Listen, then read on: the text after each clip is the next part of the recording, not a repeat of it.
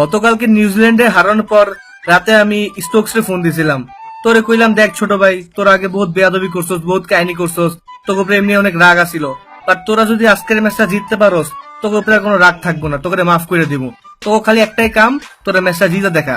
নোয়াখালীর আগে বিবাদ চাইছিলাম, কিন্তু এখন একটাই দাবি, তোর আজকের ম্যাচটা জিততে হইব, বাস, আর কোনো কথা না। গতকাল রাতে মাশরাফি ভাইয়ের ফোন পাইছিলাম, তার কথাগুলো আসলে মনে লাগছে।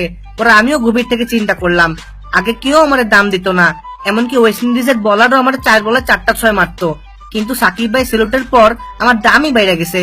আগে কেউ আমার 2 পয়সার দাম দিত না, কিন্তু আইপিএল আমার 2 কোটি রুপি দিয়ে কিনে নিচ্ছে। তা আমিও চিন্তা করলাম বাঙালিদের জন্য কিছু একটা করা লাগবে, তাই আমি আজকে আমার মন দিয়ে খেললাম, জান দিয়ে খেললাম, আমার একটা সেঞ্চুরি মেরে ম্যাচটা জিতাই দিলাম। আশা করি আপনারা সবাই আমাকে দোয়ায় রাখবেন। আসলে সত্যি কথা বলতে বাঙালিদের জন্য আমার আগে থেকেই টান ছিল। অস্ট্রেলিয়ার পোলাপান গুলো একটু বেশি ভাব নেয়, ওদের ভাবের জ্বালায় থাকতে পারি না। কিন্তু গত বছর বাংলাদেশের পুরান ঢাকায় গিয়া ইফতার করছিলাম, ওদের ইফতার এত মজা লাগছে, পরে চিন্তা করলাম যদি বাংলাদেশের জন্য না খেলি তাইলে এই বছর আমাদের বাংলাদেশে ঢুকতে দিবে না, আমার পুরান ঢাকার মজার ইফতারিটাও মিস হয়ে যাবে।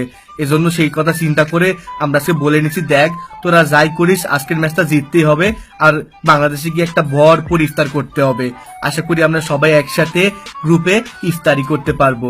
গতকালকে আমিও স্টোকস আর মর্গানকে ফোন দিছিলাম, ওরে বললাম, দেখ ভাই তোরা তো এমনি পার পেয়ে গেছস, আমগর একটু সুযোগ দেয় না, তোকে কি আসে যায়? কই না, দেখো আমরা বাঙালিদের কি সাপোর্ট করব, east or West Bangladesh is the best. ওরা এত ঘাটতে কথাই শুনাইতে পারলাম না। আর যাই হোক, ইনশাল্লাহ নেক্সট বছর চেষ্টা করব। বাট এটা ভালো লাগতেছে যে ইন্ডিয়া এখনো যাইতে পারলো না, কিন্তু বাংলাদেশ পার পেয়ে গেছে, ভিতরে একটু শান্তি লাগে আর কি।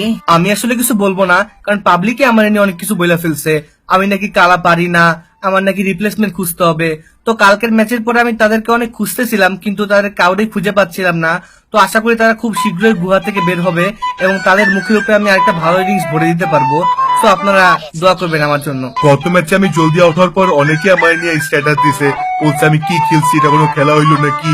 কেন ভাই, এতগুলো ম্যাচ ভালো খেলছি তখন ভালো লাগছে, একটা ম্যাচ খারাপ খেলে আমি খারাপ হয়ে গেলাম না? আর সবাই তো বলেন তামিম নির্ভর দেশ আমাদের বাংলাদেশ, এখন আমার ভাই ব্রাদার তো আমার ছাড়া ঠিকই জিতাইলো ম্যাচ, এখন চুপ আছেন কেন আপনারা? এখন তো কিছু বলবেন না। আমি তো বলার ভাষায় হারাই ফেলছি, ভাবছিলাম আমরা তো খুব ইজিলি পরের রাউন্ডে চলে যাব, কিন্তু কোনো ভাবতে পারি নাই বাংলাদেশ আমাদের আগে কোয়ালিফাই করে ফেলবে। আসলে জিতে দা টুকটা ফাইটটা যায়।